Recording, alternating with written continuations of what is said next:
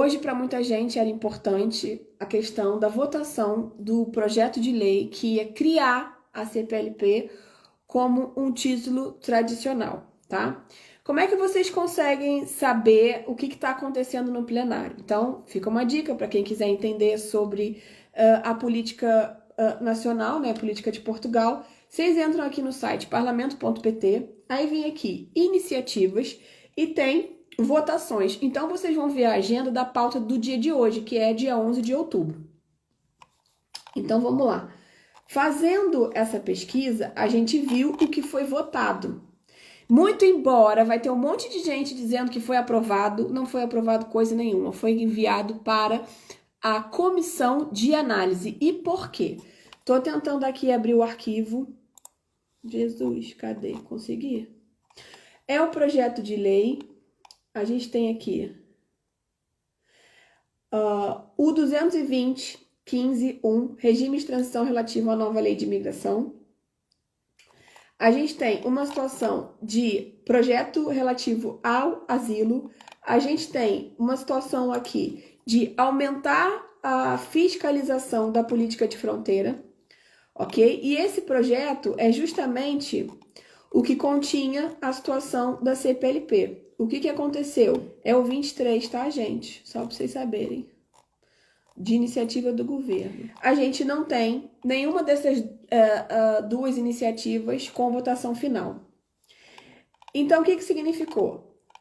O projeto não foi encaminhado para a votação direta, porque ele poderia chumbar, porque junto com ele existiu uma outra medida do governo que visou o controle de fronteiras mais efetivo. Então, essa é a proposta de lei número 23 do governo. Aprova a criação da Unidade Nacional de Estrangeiros e Fronteiras na Política de Segurança Pública e altera o regime de retorno e regula novo sistema de entrada e saída para reforço de controle de fronteira. Nessa mesma proposta de lei, a gente tinha a situação do cartão. Então, por causa disso, ele foi baixado à 7ª comissão. O que significa? Que não entrou em votação. Mas a gente tinha para hoje duas notícias importantes. Tinha a situação desse projeto de lei, né?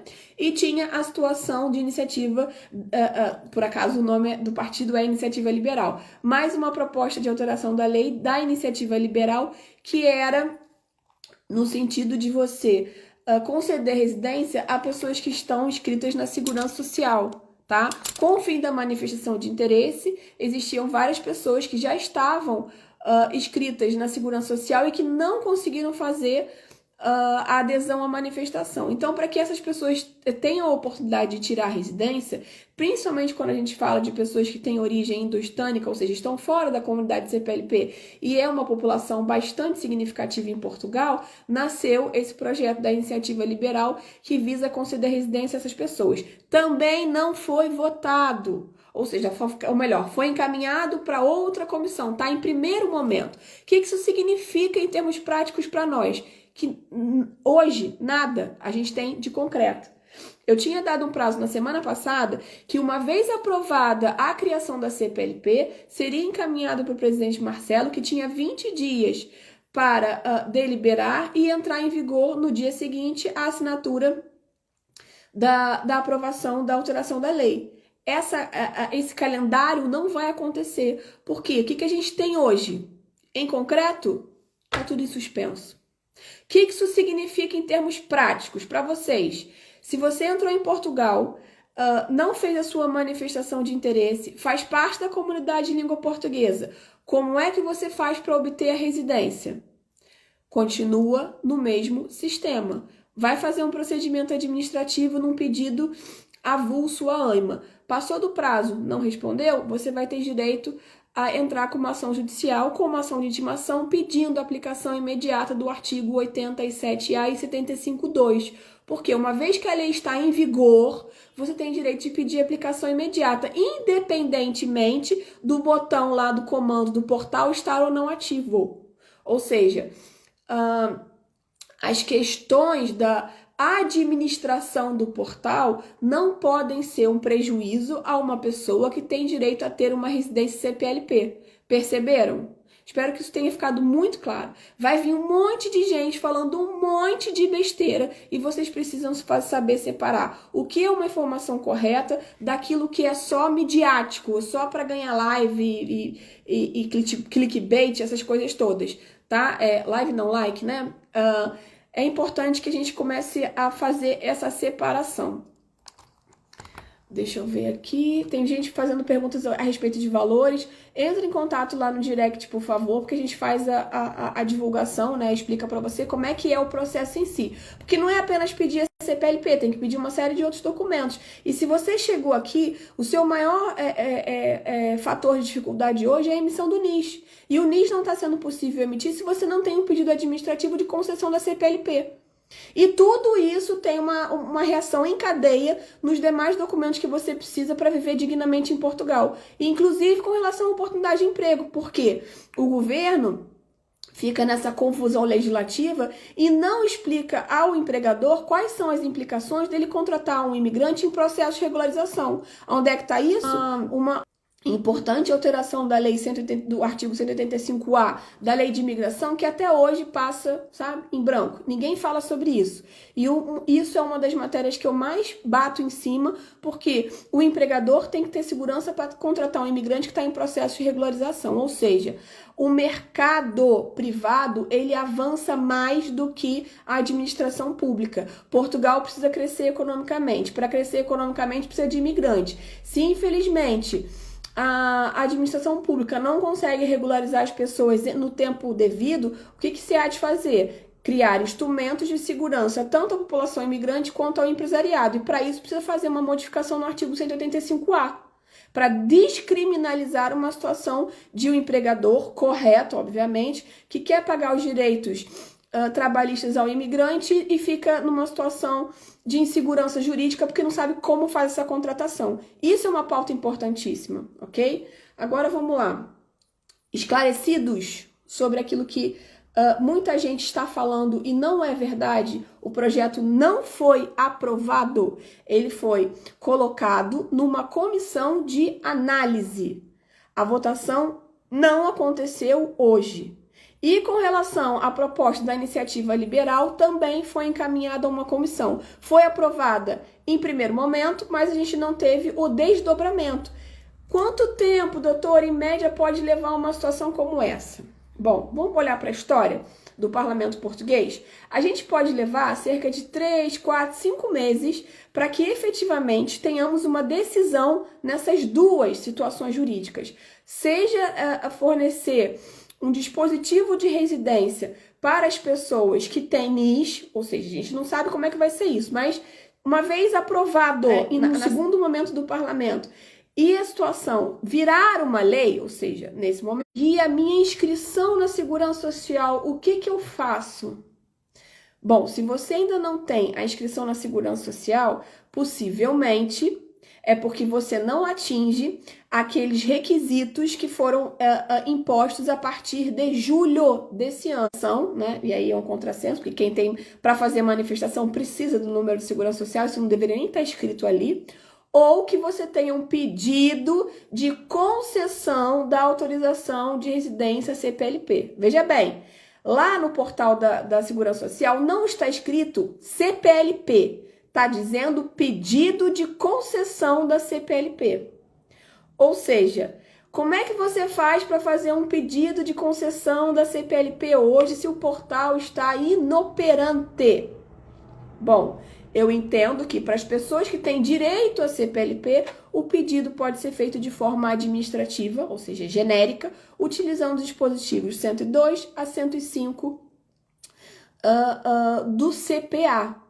Para isso, você precisa contratar um advogado? Querido, se você sabe fazer sozinho, necessariamente não. Mas se você não sabe, não tem o domínio da legislação, você fica refém de fato da contratação de um profissional. Por quê? Se você não consegue pedir sem o NIS, ou seja, você não consegue trabalhar sem ter o requisito para fazer o pedido, e você não consegue fazer sozinho porque não tem o domínio do sistema jurídico em relação ao procedimento administrativo, que alternativa te resta, a não ser contratar um profissional em relação a isso? Hoje, esse é o maior embaraço da segurança social, ou seja, enquanto não mudarem a forma de concessão do NIS, as pessoas vão ficar reféns, de fato, a palavra certa não é refém, mas veja, o procedimento administrativo ele pode ser iniciado por qualquer um do povo. Significa que ele não obrigatoriamente exige que a pessoa tenha um advogado para fazê-lo. A grande questão é que muitas pessoas não sabem como fazer, até porque o texto não é de fácil linguagem, né? Aplicar ali o 102 a 105 do Código de Procedimento Administrativo. Mas não adianta ficar nessa guerra. Eu vou fazer sozinho. Tá, você vai fazer sozinho e no que você não sabe fazer. Se você fizer errado, o seu pedido vai voltar 3, 4, 5, 10 vezes sem o deferimento. É cruel, a gente pode dizer isso, mas vamos lá pensar como era Portugal antes. Se você é turista, para que você quer um número de segurança social? Número de segurança social para uma pessoa que quer trabalhar. E se você não tem possibilidade de trabalhar porque você está numa condição turística, o que você precisa fazer? Primeiro você precisa criar um instrumento de residência, ou seja, demonstrar que você tem a intenção de viver no país como um imigrante, né? Você não está turistando.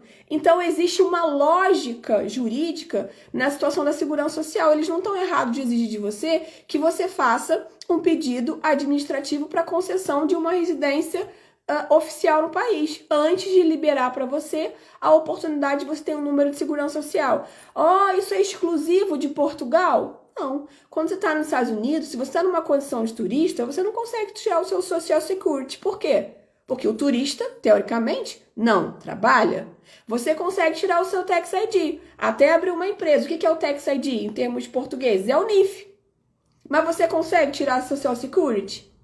Não. Ou seja, você não está habilitado ao exercício de uma atividade profissional, tal como aqui em Portugal. Para que você tenha a habilitação para exercer uma atividade profissional, você precisa demonstrar a sua situação em fase de regularização perante a autoridade imigratória. E é por isso que tem lá embutido esse pedido. Olha, eu quero uma situação em que você demonstre que você já fez a sua solicitação de residência. Estão errados?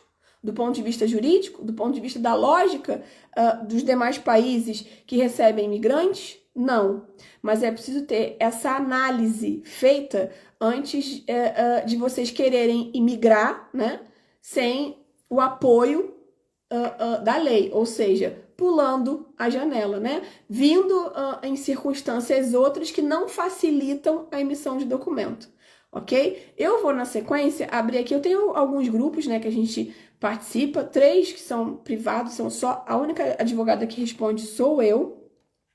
Deve ter algumas poucas vagas ainda nesses grupos. E falei para as pessoas do grupo virem aqui hoje, porque eu não vou ficar respondendo ao grupo avulso. Vocês venham, por favor, e façam as perguntas aqui. E vou deixar a live gravada, como eu sempre deixo, para posterior consulta de perguntas e respostas, tá bom? Espero que eu tenha conseguido esclarecer o hoje para você, o dia tão emblemático que foi o dia que está sendo o dia 11 de outubro. E salva essa live e manda para as pessoas que você conhece que têm dúvidas em relação se a medida foi ou não foi aprovada, tá bom? Então, até